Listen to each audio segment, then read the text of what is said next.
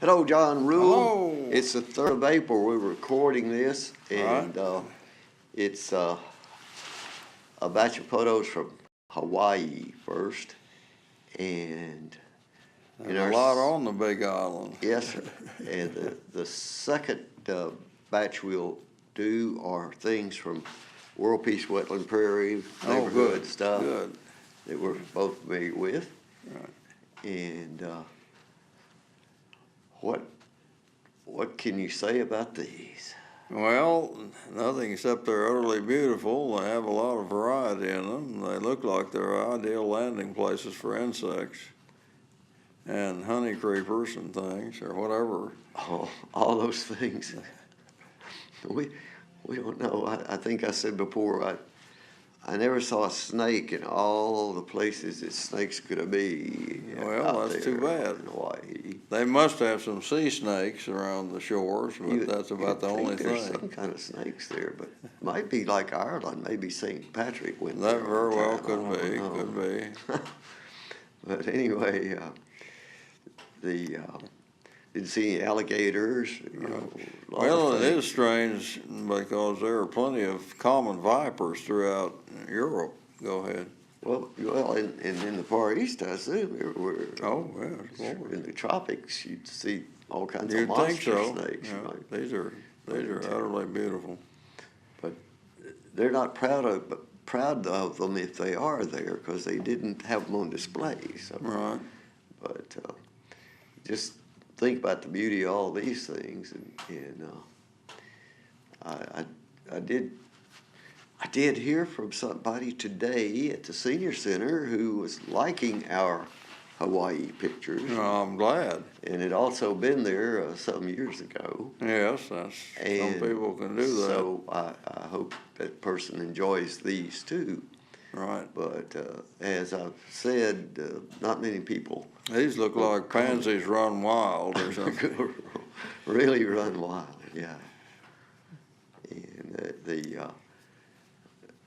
well, I try to get more than one shot in of these things, but so maybe I do too many of the same one. But gee, they're all beautiful, and there's a little.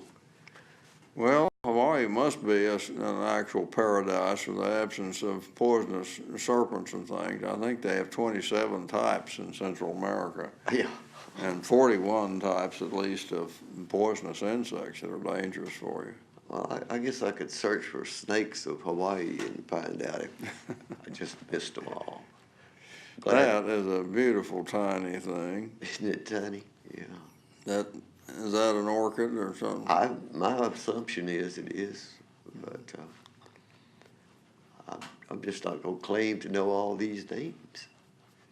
But I sure love the colors and the design of them and all those things.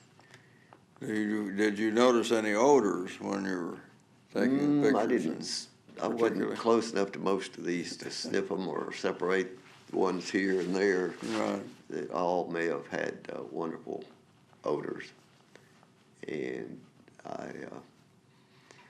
my sniffer's not as good as when I was a child. I couldn't stand a lot of odors. Now. These are the ones that look like vegetable shrimp to me. Yeah. The pink and white. Well, there are so many items of food that my folks who'd grown up, Dad's side particularly, but the whole family had gardens, and they ate greens that I couldn't stand. Did you drink any fresh coconuts or Over peppers there? or anything? Yeah, a little bit, sure did. Well, Earth Day's coming up on the 16th of April, and I'm inviting everybody to come out on 1 to 5 p.m. on. Sure, we'll all be ready for it. The 16th, you said, 16th, or 18th? 16th. 16th. It's a Sunday. It's actually. Okay. You know what day? Easter Sunday. Right. See ya. Day. John Rule, thanks for being here again. This is the second show. We're recording on the 3rd of April, 2017. Mm-hmm. And you see a little violet or two there. And they're everywhere that people will allow them to grow and don't mow their yards too early. I've never eaten a candied violet bloom, but they do that, and you can eat any part of it, I guess. Well, we know that those flowers are very important because their foliage is eaten by 2 or 3 species of butterfly. Right, right. Not just nectardon, but right. That's right. I read that. eat it. So it's a valuable flower. And well, we want to roll on and see some others here, I hope so. This one's sitting still right now.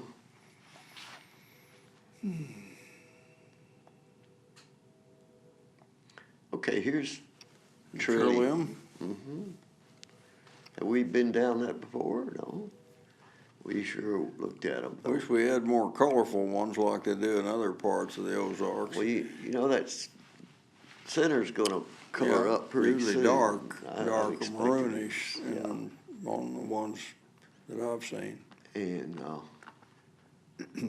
they're really wonderful things. You'll see.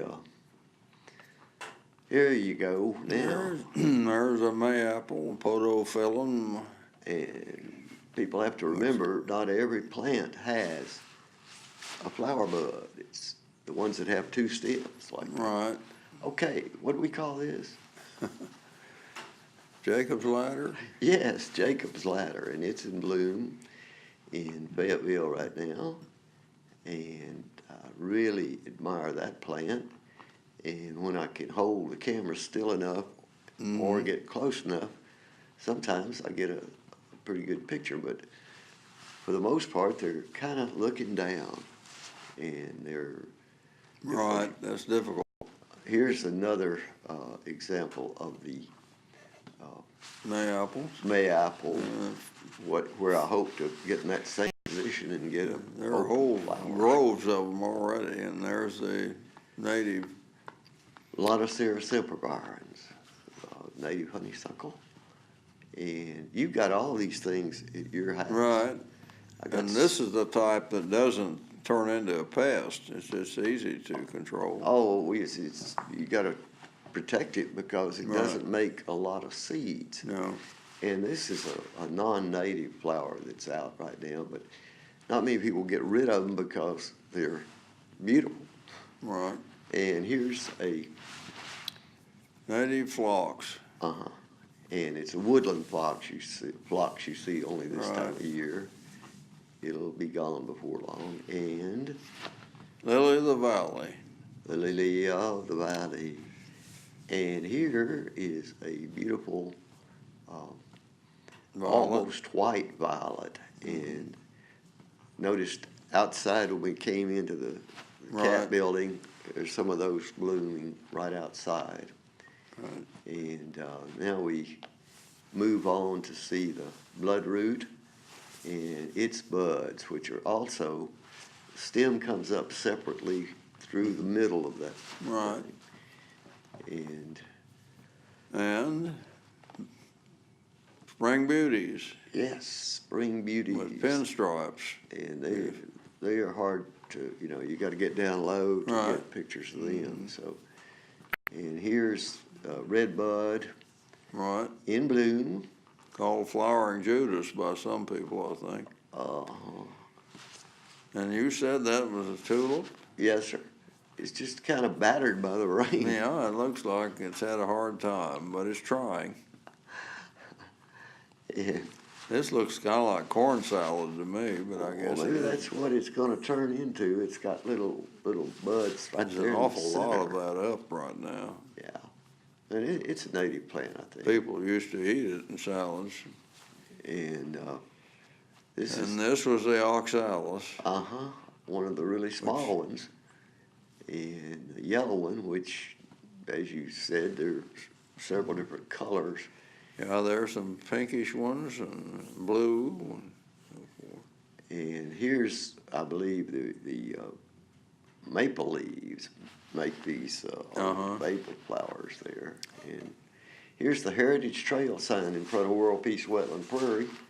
That's one way you can tell you're driving past it down there on South Duncan Avenue. It's 1121. The house is no longer there. You can see this whole forum, climate change book forum, on YouTube right now. It's available to you. I've got it in 6 parts, I believe. It was a long meeting, but a powerful meeting, really. And Earth Day, 16th of April, don't forget. I won't forget. See ya.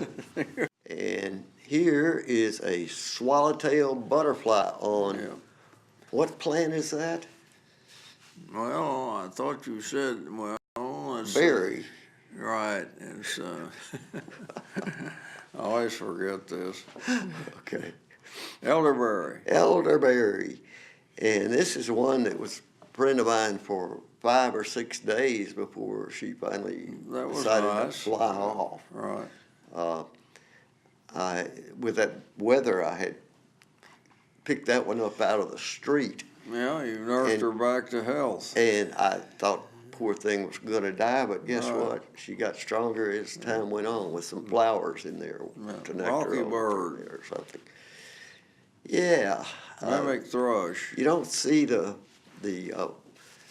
yellow breast showing up like that, No, except in not a certain usually. light. Right. And that was what was one of the interesting things about these pictures of that mockingbird.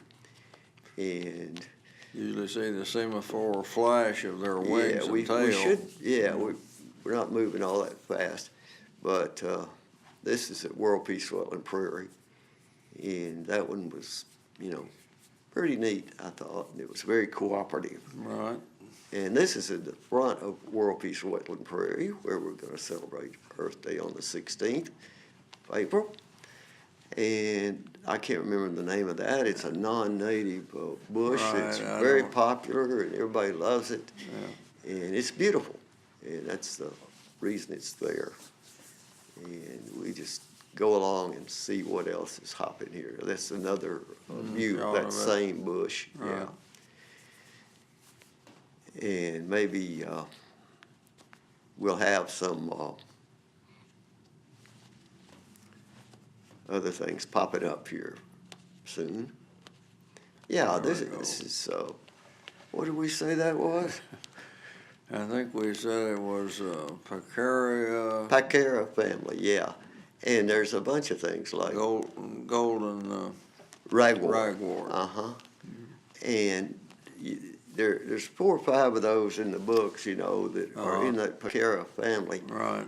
And I think this really is the golden ragwort version. If you look at the foliage, and we'll see several Right. more pictures. Uh-huh. And this is educational for us, and I hope maybe some people at home will comment on them.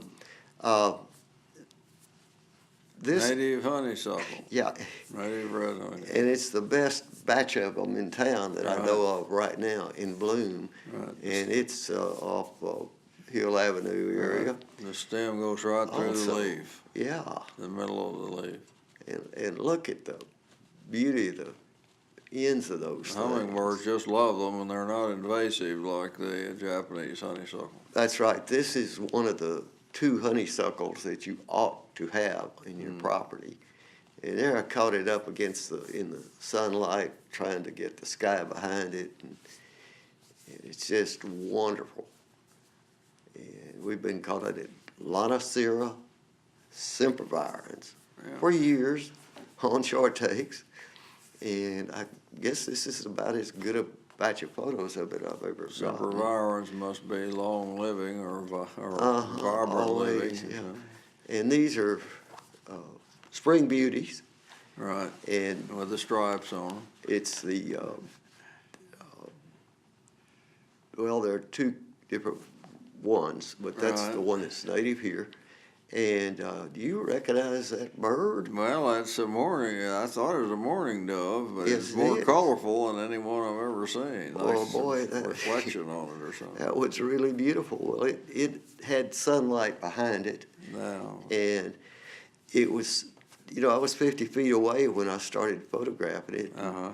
It just kind of walked across my driveway and didn't seem frightened. You can see it's alert. Right. You know, but I never saw it pick up anything to eat out of that gravel. So I don't know what it was doing except posing for me. And there it turned around, going back the other way a little bit. And I just figured, well, folks might want a close-up look Right. at Well, they this should be bird, calling all day pretty soon. The males should be. trying to get their nesting started. Okay, here's that pacara again. Right. And made pictures of these on different days, trying to catch them in, special light and so forth. And so, well, it's just kind of You got fun. good detail on that one. Yeah, it's fun to look at them. And we'll be seeing some more. You can see the More foliage same family, here all the way down to the ground. See how diverse the leaves are on there. Right. So many things you think you know what the foliage is, and then you say, well, wait a minute, this is that other thing. Okay. Well, I believe we're just about done, John. Well. Said all we can about the Pacara family. Right. Off the cuff. Well, there's here's the trillium. Trillium, right. And kind of, it's just opened up this week. and something's already bitten on it, looks like. Yeah, it's, critters are out there. Yeah, native plants have insects that start eating them. The whole that's fauna we need to take care of. And you can see this trillium is also near the,